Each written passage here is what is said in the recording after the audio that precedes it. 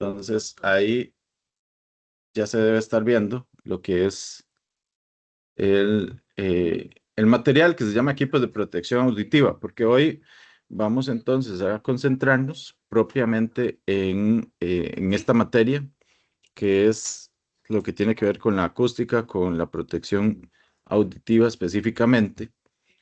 Es una materia que, como dice la frase inicial, lo que no se ve también puede hacerte daño. Y aquí vamos a tener muchísimo para conversar con respecto a ese tema.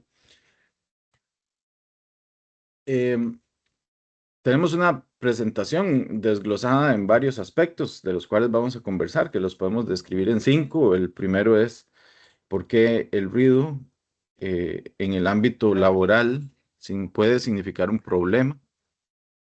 También en términos de lo que obligatoriamente tenemos todos los costarricenses que cubrir cuando estamos en ese rol de trabajo, en ese rol laboral, ¿qué nos dice la ley, verdad? Entonces, ¿qué hay de componentes obligatorios con respecto a la ley?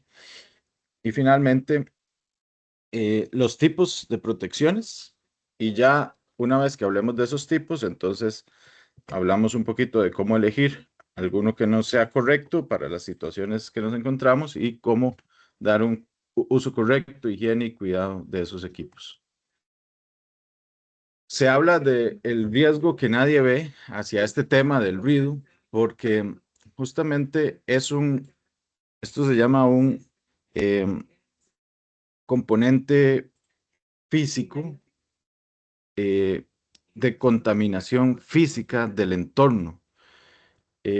Vamos a ver, si bien no tenemos la posibilidad de visualizarlo, pues hay uno de nuestros sentidos, ¿verdad? Que es el primero que tiene la posibilidad de sentirlo, que es a través del oído, ¿verdad? Entonces, nosotros con la escucha podemos identificar situaciones referidas al ruido. El ruido como tal, ese componente físico, ese aspecto físico que nos va a presentar una situación de riesgo, es eh, un tema que no presenta situaciones de sangrado, por ejemplo, no necesariamente presenta dolor, por lo menos no presenta dolor en la mayoría de las situaciones en la inmediatez y lastimosamente no es algo que nos avise que está ocurriendo algo mal. Em, Dice ahí, cuando el trabajador nota que escucha menos, el daño ya está hecho, ¿verdad? Lastimosamente, cuando sufrimos un daño en el oído, ya este daño es irreversible. Tiene el nombre del daño en el oído, se llama hipoacusia neurosensorial. Nosotros, los seres humanos, tenemos en los oídos, por decirlo así, son como nuestro sensor que transmite señales hacia el cerebro. Y esas señales en el cerebro son las que interpretamos. Entonces, hay una conexión neurofísica o neurosensorial entre el oído y el cerebro, que es el que interpreta la señal. Cuando nosotros nos exponemos a ese efecto físico que es el ruido, pues estamos sometiendo ese canal, ¿verdad?, a estar transmitiendo esas señales. Y cuando los niveles de ruido son muy altos, ese canal va dañándose poco a poco, ¿verdad? Conforme pasa el tiempo. Y lo que va a suceder es que entonces la conexión entre el cerebro y el oído pues se llega a dañar y ya no hay cómo enviar la señal desde el oído hasta el cerebro, ¿verdad? Si eso se daña del todo. Y de ahí entonces después vendrán equipos, prótesis, que son los famosos audífonos, ¿verdad? Que se calibran porque entonces hemos perdido algunas frecuencias en las cuales escuchábamos y este equipo viene a hacer esa remediación entre el cerebro y el oído, ¿verdad? Para poder volver a escuchar algunas de las frecuencias que ya no estamos escuchando. Cuando hay daño en ese canal, digamos, entre el cerebro y el oído, pues ya no hay posibilidad de reparación. Entonces se habla de que el daño es irreversible. Y los daños que nos van ocurriendo en ese canal son daños que tienen la característica de irse acumulando con el tiempo. Así las cosas, podemos generar la enfermedad de hipoacusia neurosensorial a través de una acumulación en años, ¿verdad? De exposición a ese ruido que que estamos sometidos. Ahora, me brinqué una, me devuelvo ahí. Esto habría que pensarlo y una forma, un ejemplo sencillo sería el siguiente, ¿verdad? Imaginemos un patio trasero de una casa o una plaza de deportes, ¿verdad? La cual posee zacate, una gramilla de zacate, como lo conocemos.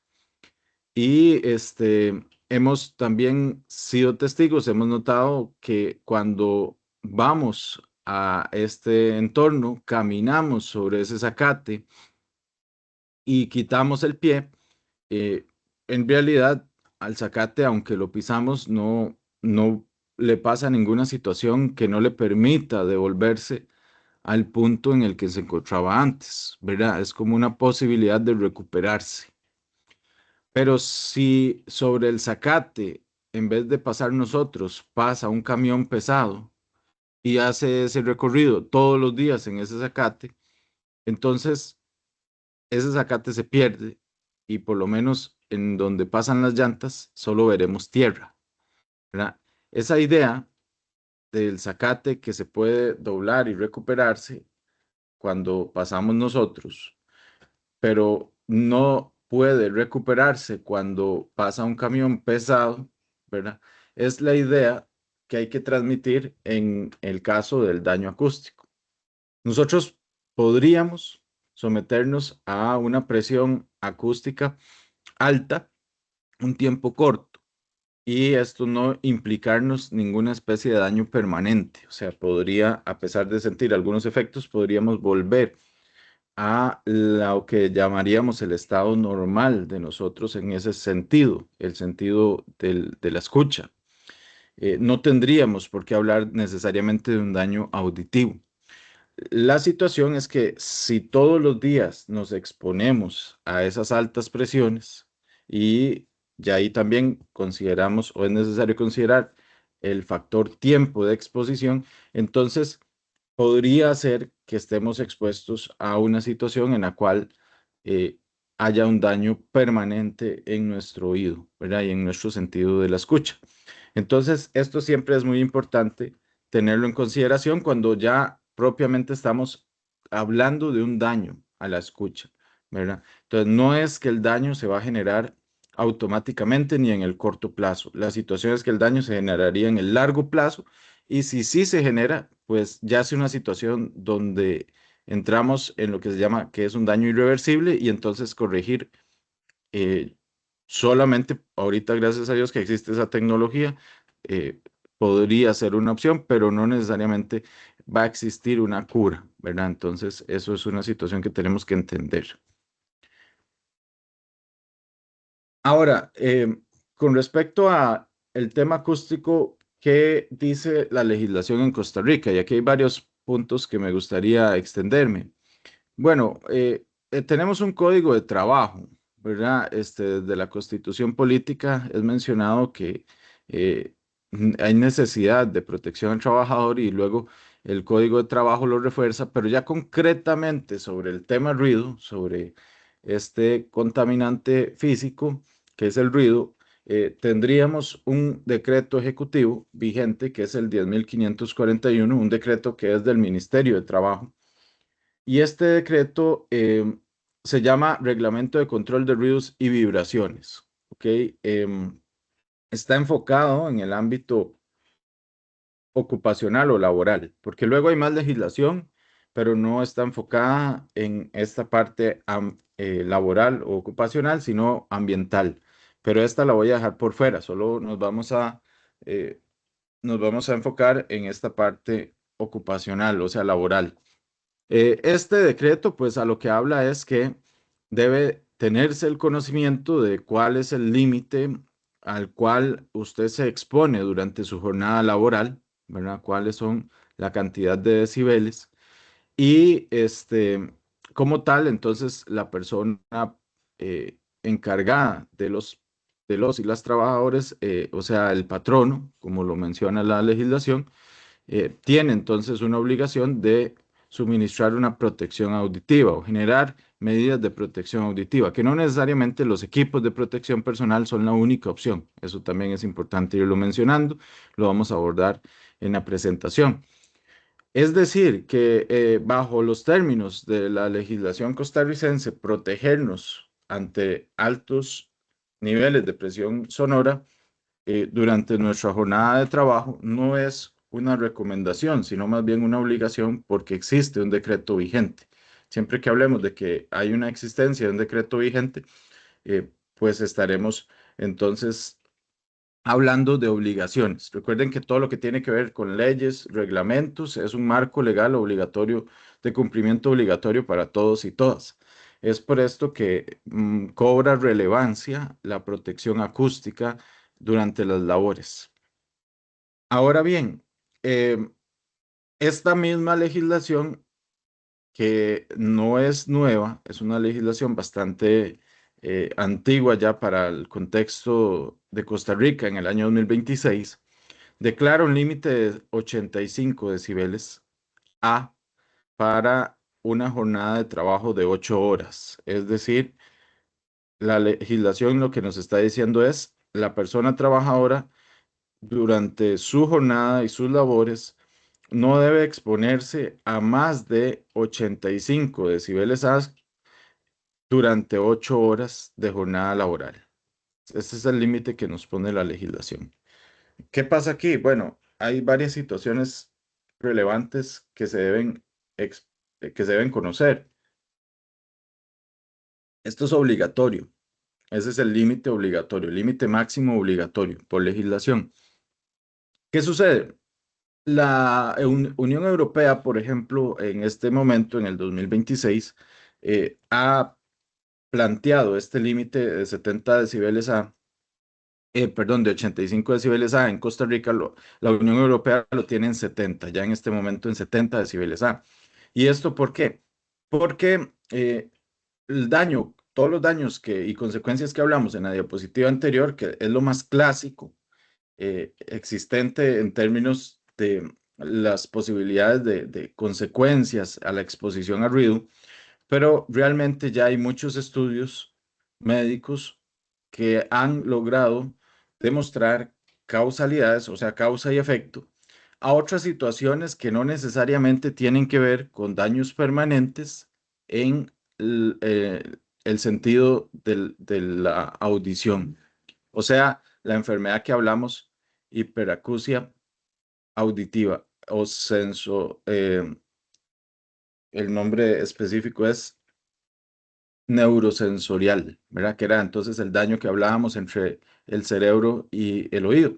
Porque al día de hoy se ha demostrado que eh, después de los 70 decibeles a que nos expongamos en una jornada, por ejemplo, de 8 horas, el cuerpo humano va a tener otros tipos de alteraciones también. Por ejemplo, consecuencias en la salud como padecer depresión alta, ¿verdad? También estar, por ejemplo, particularmente siempre en un estado de alerta. Ahora es muy común hablar de temas psicológicos como mantenerse en alerta, mantenerse en un estado eh, de siempre estar vigilantes, ¿verdad? No descansar tanto. Y todas estas están relacionadas a una exposición al ruido que no necesariamente llegue a los 85 decibeles A, sino que supere esos 70 decibeles A. ¿Por qué? Porque el ruido no es más que la transmisión de sonido y el sonido es una modificación que existe, digamos, en el aire, por ejemplo, que es el medio de la atmósfera en el que nos desenvolvemos. Un cambio de presión es lo que genera los sonidos. Entonces, si hay sonidos altos, quiere decir que en el aire se está transmitiendo un cambio de presión y que entre más alto sea el sonido, más fuertes son esos cambios de presión. Esos cambios de presión ante el oído son como golpes, como olas que van llegando, ¿verdad? Y si son fuertes los sonidos, pues estamos sometiendo los oídos a unas altas presiones.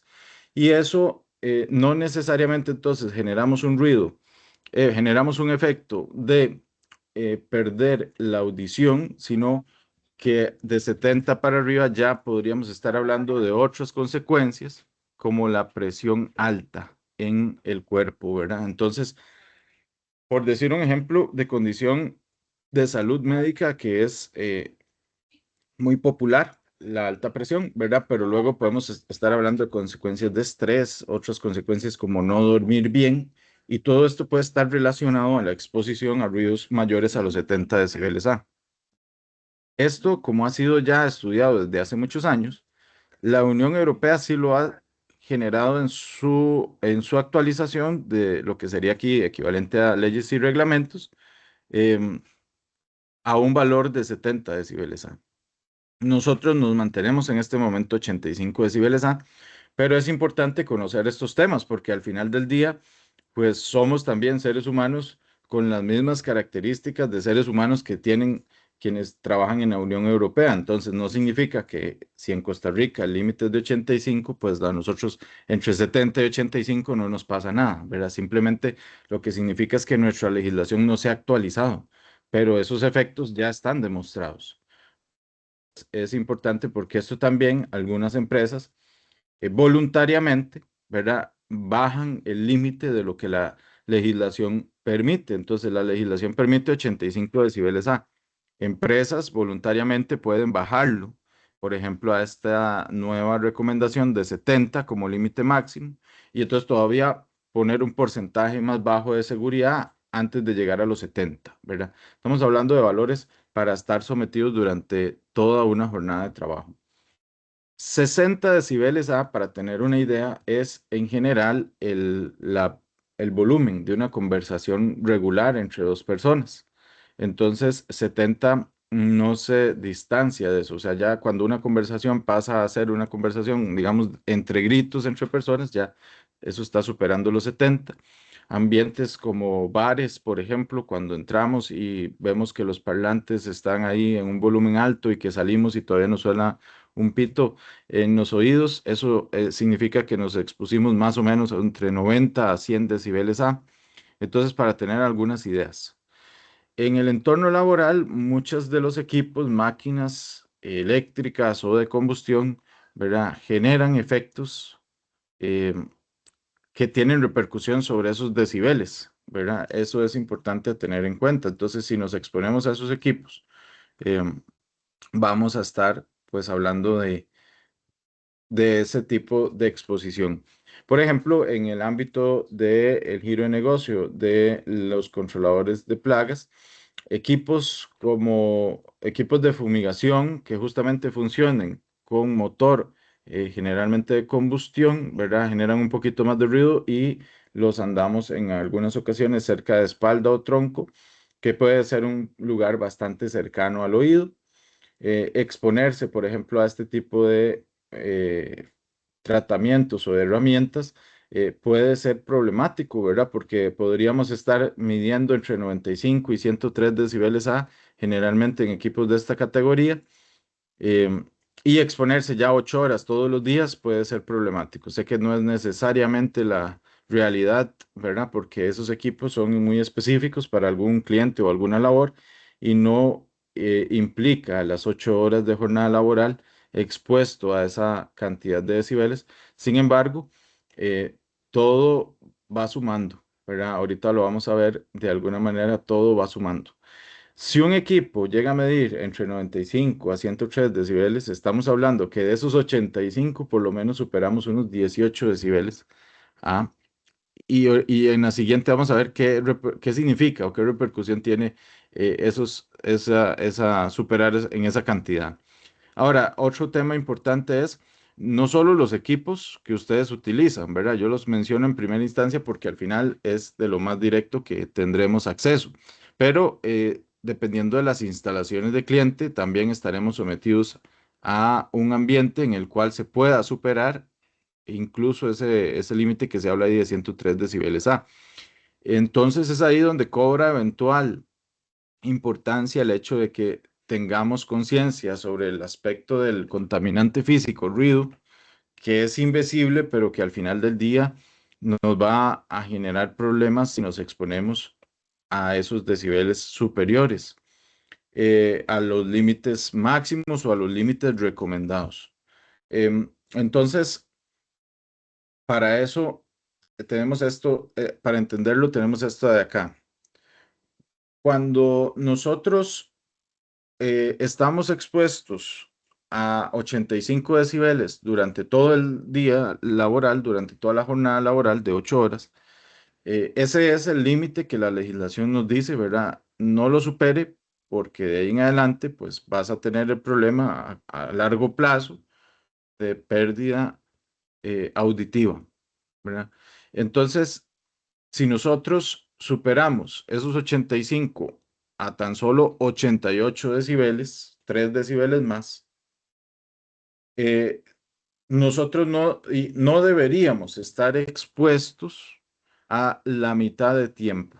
O sea, si nuestro equipo en vez de generar 85 decibeles genera 88, para no poder, para considerar que no tenga yo problemas a largo plazo de pérdida de audición, entonces en vez de las 8 horas, ya solo debería exponerme 4 horas. Estamos hablando de la mitad del tiempo. Entonces ya ahora solo la mañana podría usar ese equipo que yo sé que genera 88 decibeles con solo aumentar esos 3 decibeles Si seguimos esa lógica, entonces 3 más de 88 pasamos a 91, ¿verdad? 91 decibeles vuelve a reducirse en la mitad. Entonces, si mi equipo que utilizo, ese motor, genera ruido a razón de 91 decibeles entonces yo no debería trabajar más de 2 horas para que entonces garantice que no tengo problemas a largo plazo, a mediano o largo plazo, ¿verdad? Entonces, y si finalmente llevo eso hasta 100 decibeles, porque ahí faltan varios pasos, faltaría el 94 y el 97, ¿verdad?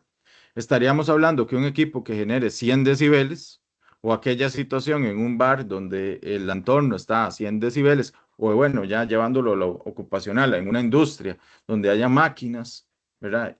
Que generen un entorno de unos 100 decibeles, yo no debería estar expuesto a ese ruido por más de 15 minutos en todo mi día laboral.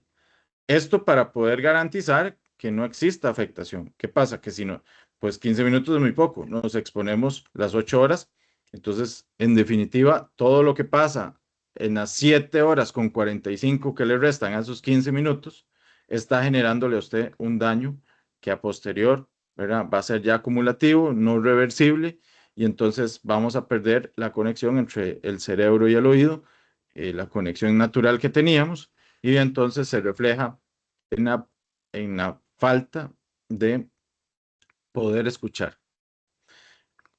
Esto está basado en solo lo que la legislación considera, que es la falta de poder escuchar. Como les digo, si ya consideramos legislación europea que ha bajado el límite a 70 para evitar consecuencias de no poder dormir bien, presiones altas, estrés, generar cortisol, que es la hormona relacionada con el estrés, si consideráramos eso, esto, o sea, no podríamos estar expuestos a 85 decibeles en las 8 horas. Estamos pasados 15 decibeles de los 70 recomendados por esa legislación europea.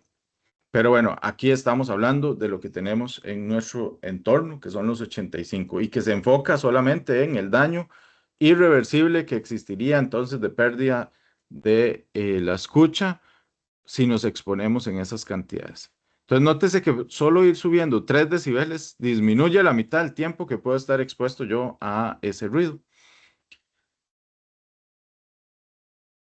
Ahora bien, vamos a empezar a hablar sobre los equipos de protección auditiva, ¿verdad? Opciones que puedo implementar para protegerme. ¿Por qué?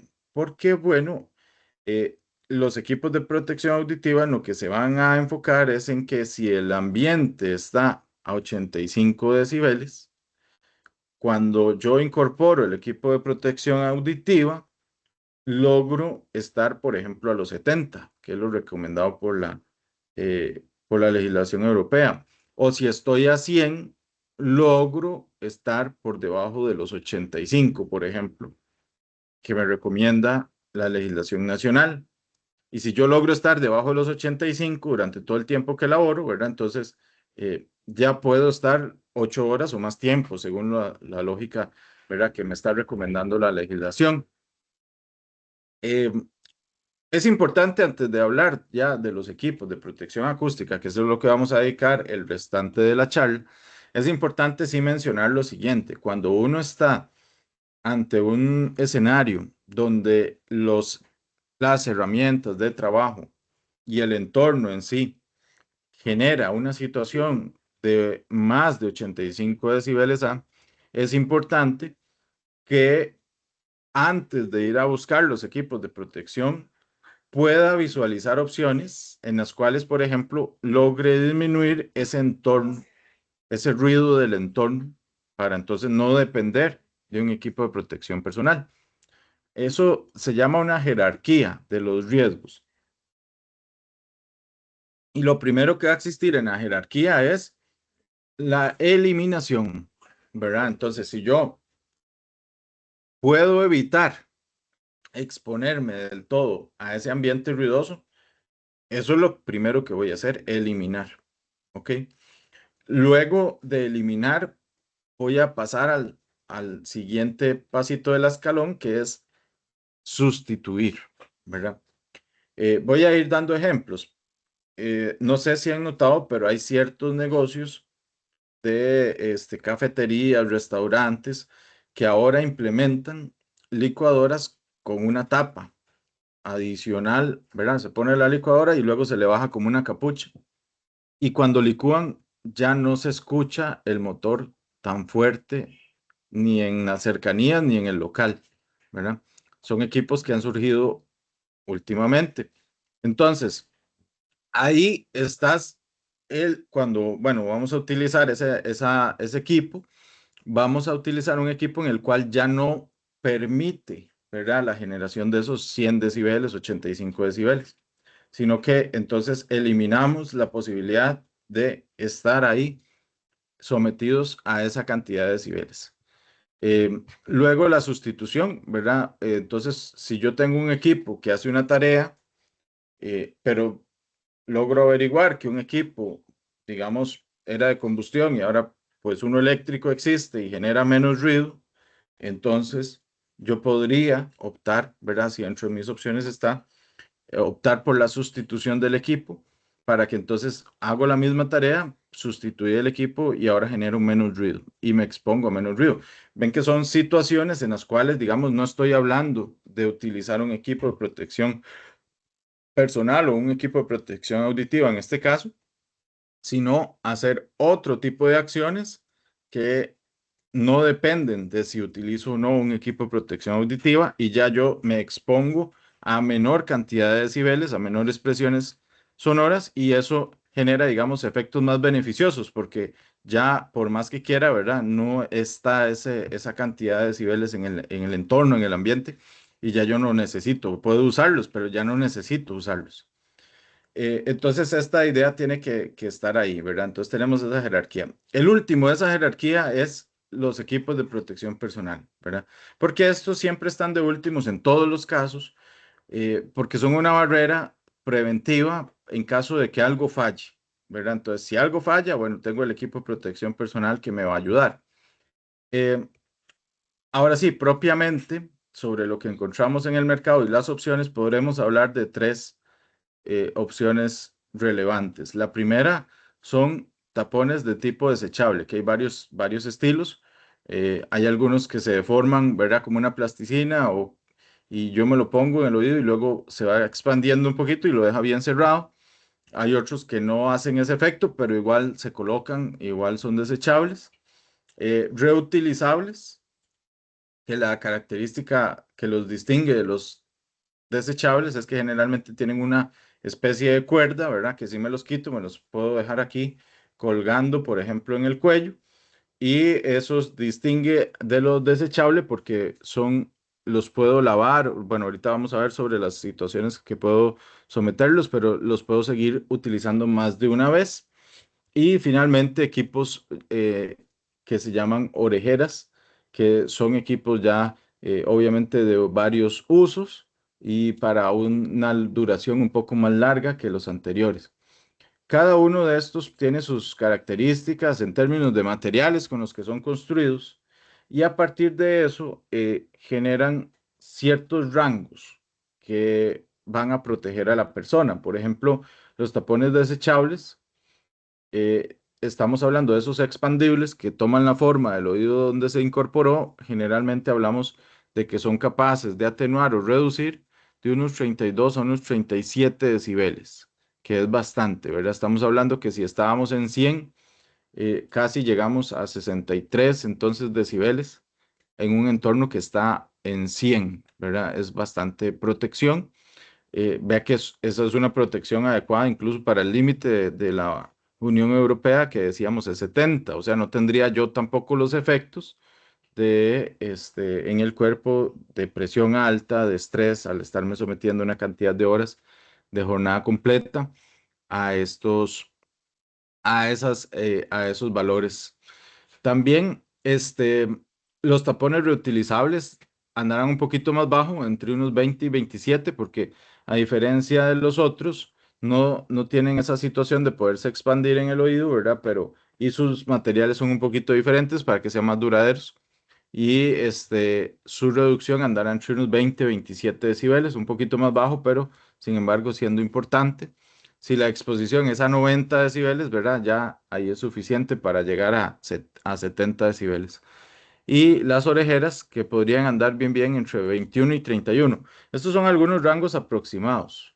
Ahora bien, cada uno de los que yo voy a utilizar, yo debería tener desde el proveedor, ¿verdad? Las características de cuántos decibeles son los que va a lograr reducir, cuál es el efecto de reducción que yo voy a tener garantizado, ¿verdad? Y esto los fabricantes tienen la obligación de colocar en las fichas técnicas, ¿verdad? Siempre y cuando sea serio el fabricante, porque luego vemos algunos que no necesariamente lo indican, pero deberíamos estar buscando la calidad suficiente para que sí se indique. Y entonces ya estos son algunos aproximados, ya propiamente el que uno vaya a comprar debe de revisarse, debe de indicarse cuánto es la cantidad que reduce, ¿verdad? Eh, Uno también debería comprarlo basándose en varios, en una valoración múltiple, de algunos aspectos múltiples. Por ejemplo, aquí hay una comparativa, ¿verdad? Digamos, si hablamos de términos de reducción o atenuación, bueno, los que vimos ahí, 32 a 37 para el desechable, reutilizable 20-27 y orejera 21-31 aproximadamente. En términos de costo económico, ¿verdad? Lo desechable suele ser más cómodo económicamente hablando. Lo reutilizable, un rango un poco posterior o mayor a lo desechable. Y la orejera, como es prevista hacia más largo plazo y más duradera, pues estaríamos hablando de un costo más medio alto o más alto que los demás. Em, si viéramos un factor como por ejemplo la utilización de sustancias químicas, ¿verdad? En las labores del día a día, tenemos que tener entonces en consideración que los desechables, cuando yo voy a manipularlos, debo siempre garantizar que los voy a manipular con manos limpias, porque son equipos de protección que van a estar más fácilmente en contacto con la mano completa, el equipo completo, ¿verdad? Y lo voy a incorporar en el oído. Si la sustancia química tengo la mano contaminada con la sustancia química y esa sustancia química entra en contacto con ese equipo y ese equipo va para el oído, eh, si, por ejemplo, tenía consecuencias como alergias, irritaciones, ¿verdad? De la piel, pues va a ser más fácil que yo esté sometido a eso, ¿verdad? Entonces, debo entonces tomar los cuidados correspondientes, manos limpias siempre que vaya a manipular, tanto de ingreso como de salida, ese equipo. Estamos hablando de los desechables. El reutilizable tiene una característica de que se puede tomar desde una parte que no es el cuerpo que entra en contacto con el oído, ¿verdad? Desde más externo. Entonces, efectivamente también debo cuidar manos limpias, pero al no tener que cuidar lo que entra en contacto directo con el oído, pues ese cuidado puede ser un poco menor, ¿verdad? Yo podría, eh, no óptimamente, pero podría no tener la mano completamente limpia y aún así no tener una afectación porque no estoy tocando directamente la pieza que va a entrar al oído, al contacto con el oído. Y finalmente la orejera es una pieza que voy a manipular desde secciones muy externas del equipo de protección, ¿verdad? Cuando lo voy a colocar o cuando lo voy a quitar. Y digamos que si no tengo los cuidados de higiene necesarios, podría ser entonces la más beneficiosa en términos de no tener ese contacto con las sustancias químicas, ¿verdad? O las manos sucias antes de poner y quitar. Eso no implica que no necesite eh, labores de mantenimiento, de limpieza, ¿verdad? A posterior del uso, pero por lo menos en los momentos de uso puede existir esa posibilidad o flexibilidad un poquito mayor que las otras, porque es la que menos manipulación del área que está con el oído va a tener. Y también es importante el confort, ¿verdad? Entonces, los desechables generalmente se colocan e incluso en ocasiones, ya después de un rato de utilizarlos, nos olvidamos que los tenemos. Son muy confortables. Lo mismo le pasa a los reutilizables. Y ahí la orejera es la que puede tener algún grado de incomodidad, sobre todo cuando los entornos tienen características de alta temperatura y humedades, ¿verdad? Entonces, estamos hablando de que nos incorporamos una capa en los oídos o en la cabeza que, pues, si hay calor excesivo va a ser molesto, ¿verdad? Va a ser el que más dificulta en términos de confort. Entonces, todos estos son puntos a valorar, ¿verdad? A valorar. Ahora, en términos de desempeño, pues también tienen que visualizarse ya propiamente en lo que existe, en lo que está sucediendo. Em, ok, ahora, sea cual sea que vayamos a utilizar, debemos considerar usos y cuidados pertinentes, ¿verdad? Para que la protección sea efectiva. Em, entonces, uno es que no importa cuál es el equipo que usted compre, siempre es importante pues entender las instrucciones de ese equipo, instrucciones de uso adecuado de ese equipo, desde todos esos aspectos que hemos ido conversando, tanto en la manera de colocarlos como en la manera de limpiarlos, mantenerlos, incluso almacenarlos, ¿verdad? Para que no vaya a generar un problema.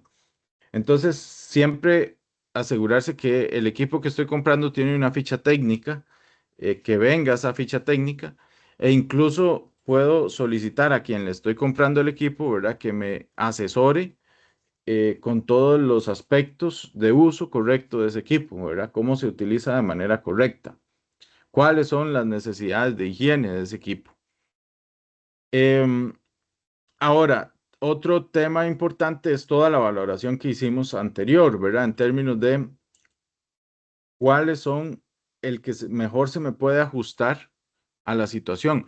Otro aspecto importante es que, bueno, se ha dicho lo necesario para una cantidad de decibeles con la cual usted inicia que requiere una protección para poder estar, por ejemplo, por debajo de los 85 que pide la legislación.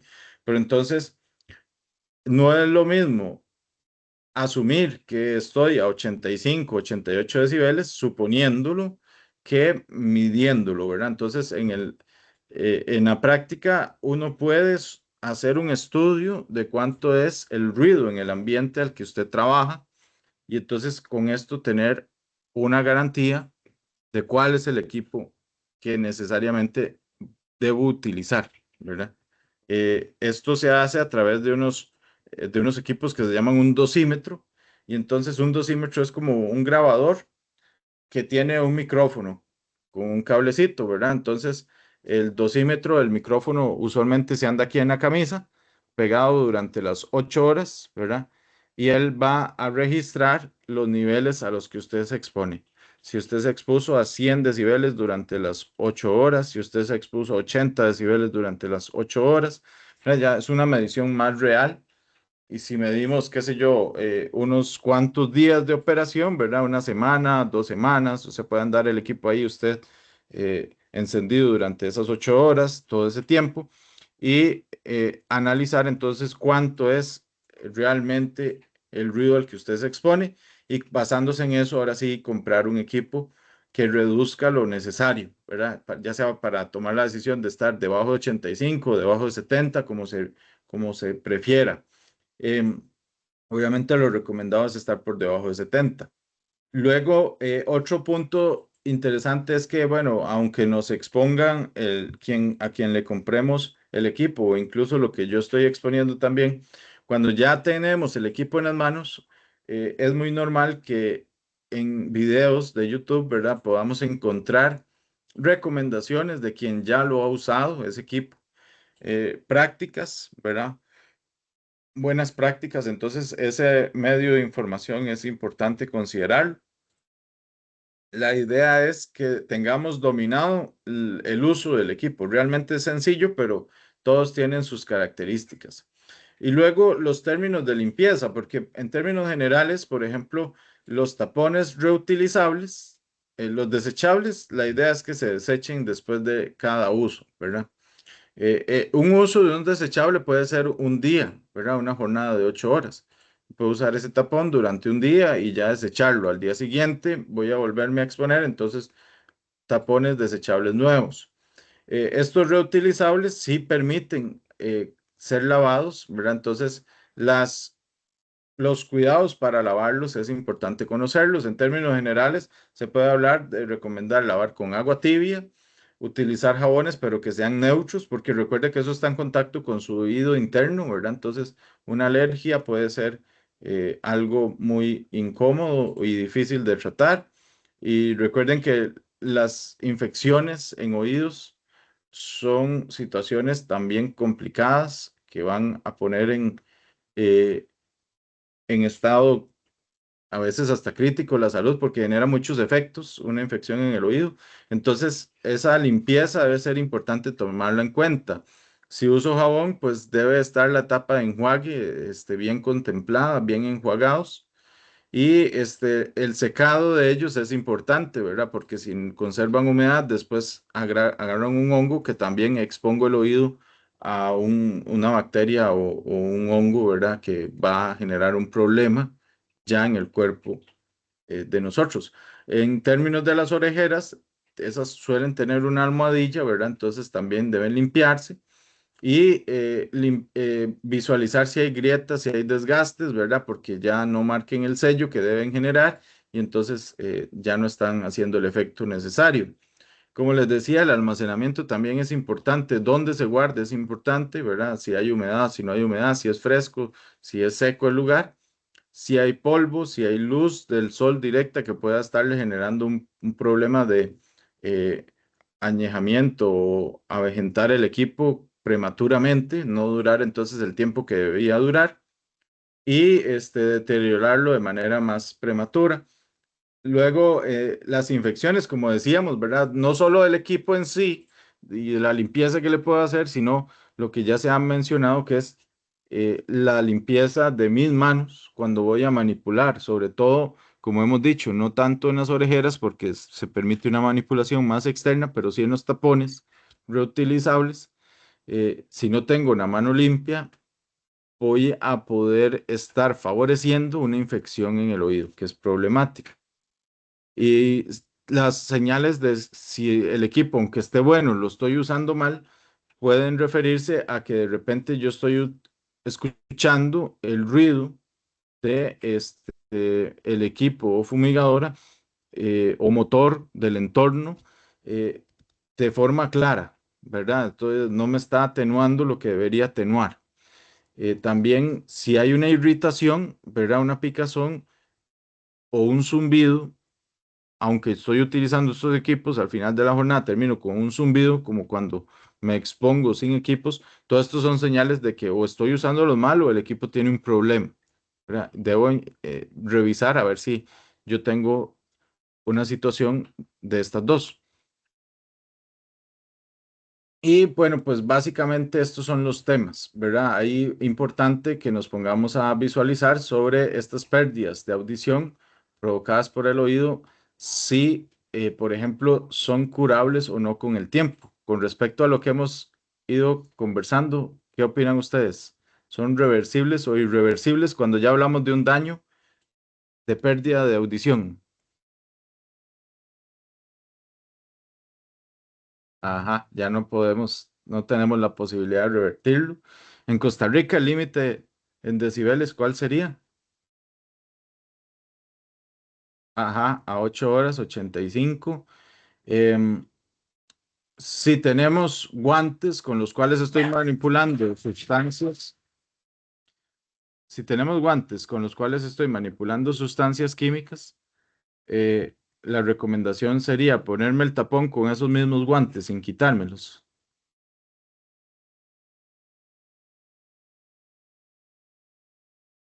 Al contrario, ¿verdad? Tenemos que, sí, quitarse el guante, lavarse la mano para poderlo manipular, correcto. Y para poder asegurar que lo estamos colocando bien el equipo una primera vez, ¿qué serían recomendaciones que pueden ustedes tomar en cuenta?